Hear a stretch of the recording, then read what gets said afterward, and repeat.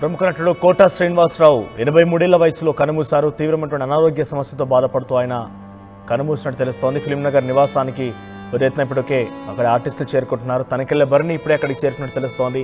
మరికొంతమంది తనతో పాటుగా నటించినటువంటి సమఉజ్జీవులు, తనతో పాటుగా సరి సమానంగా నటించినటువంటి ఆ జనరేషన్ యాక్టర్స్ మొత్తం కూడా అక్కడికి చేరుకుంటున్నారు.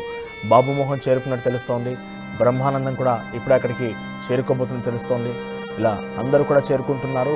ఏదేమైనా ఒక విలక్షణమైనటువంటి నటుడిని ఈరోజు తెలుగు చిత్ర పరిశ్రమ కోల్పోయింది. అద్భుతమైనటువంటి అనర్గళమైనటువంటి తెలుగు భాష, భావం అన్ని రకాలుగా తెలిసినటువంటి ఒక తెలుగు నటుడిని, అభినయ పాత్రలు ఎన్ని పాత్రలైనా సరే మల్టిపుల్ రోల్స్లు ప్లే చేసినటువంటి ఒక విలక్షణ నటుడు ఆయన. ఆ తర్వాత తెలుగు చిత్ర పరిశ్రమని తరతరాలుగా 4 దశాబ్దాలుగా చూసిన వ్యక్తిగా కోట శ్రీనివాసరావు ఈరోజు ఆయన లేనటువంటి వార్త టాలీవుడ్ చిత్ర పరిశ్రమ ఒక్కసారిగా దిగ్భ్రాంతికి లోనవుతోంది. మరీ ముఖ్యంగా ఆయన ఎటువంటి పాత్రనైనా కూడా పరకాయ ప్రవేశం చేస్తుండేవాడు. ఆయన పేరు చెప్తేనే కొన్ని పాత్రలు గుర్తుకొచ్చేవి. అది పొలిటీషియన్ పాత్ర అయినా, అది పోలీస్ పాత్ర అయినా, అది ఒక 420 పాత్ర అయినా, అది ఒక లేడీ గెటప్ అయినా, తండ్రి పాత్ర అయినా, హీరో అయినా, హీరోయిన్ అయినా, ఏదైనా కూడా అన్నిట్లో కూడా పరకాయ ప్రవేశం చేసి తనదైనటువంటి ఒక మార్క్ క్రియేట్ చేసుకోగల ఒక అద్భుతమైన నటుడు కోట శ్రీనివాసరావు. తనకి 3 పిల్లలు ఉన్నారు. ఒక కుమారుడు, 2 ఆడపిల్లలు కూడా ఉన్నారు. కుమారుడు 2010లోనే ఒక హైదరాబాద్లోని యాక్సిడెంట్లో మరణించాడు. ప్రస్తుతం తన కుటుంబంలో నుంచి ఎవరు కూడా చిత్ర పరిశ్రమలకు ఇంకా ఎంట్రీ ఇవ్వలేదు.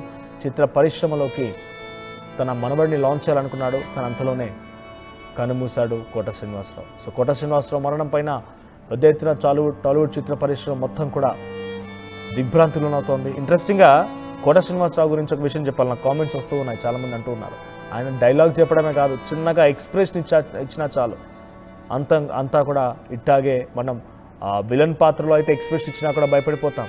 ఒకవేళ కమెడియన్ పాత్రలో అయితే చిన్నగా ఎక్స్ప్రెషన్ ఇచ్చినా కూడా మనం ఇట్టే నవ్వేస్తూ ఉంటాం. అంటే ఆ మొహ కవలికలు కానివ్వండి, ఆ ఎక్స్ప్రెషన్స్తోనే సినిమా మొత్తం నడిపించవచ్చు. అటువంటి ఎక్స్ప్రెషన్సే అప్పుడు అందరూ కూడా బ్రహ్మానందం కానివ్వండి, కోట శ్రీనివాసరావు కానివ్వండి, బాబు మోహన్ కానివ్వండి, అలీ కానివ్వండి, వాళ్ళు పెద్దగా డైలాగ్ చెప్పాల్సిన పని లేదు. వాళ్ళ యొక్క ఎక్స్ప్రెషన్, వాళ్ళ యొక్క హావభావాలు అందరినీ కూడా ఒక్కసారిగా పడి నవ్వేలా చేస్తాయి.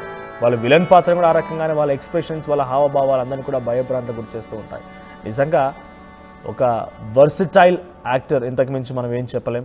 సో కోట శ్రీనివాసరావు అనే పేరు వినగానే, ఆయన మరణ వార్త వినగానే మీకేమనిపించింది? ఆయన పేరు వినగానే మీకే ఆయన చేసిన క్యారెక్టర్లో ఏ క్యారెక్టర్ గుర్తుకొచ్చింది? ఆయన డైలాగ్స్లో ఏ డైలాగ్ గుర్తుకొచ్చింది? సో మీ కండోలెన్సెస్ని తెలియజేయండి, మీ యొక్క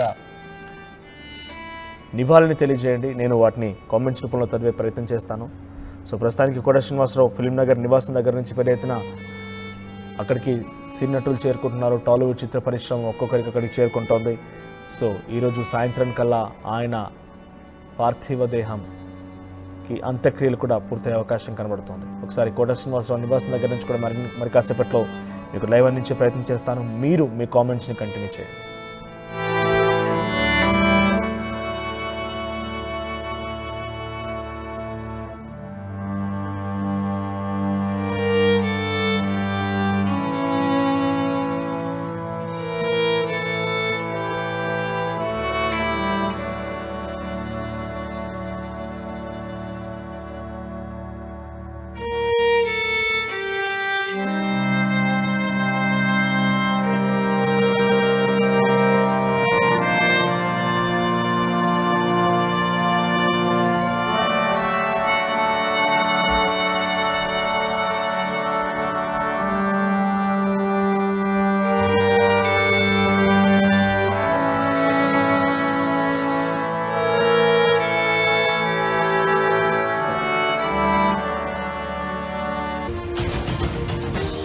దాఖలాలు లేవు. సో కోట శ్రీనివాసరావు లేనటువంటి ఈ విషయం ఒక్కసారిగా టాలీవుడ్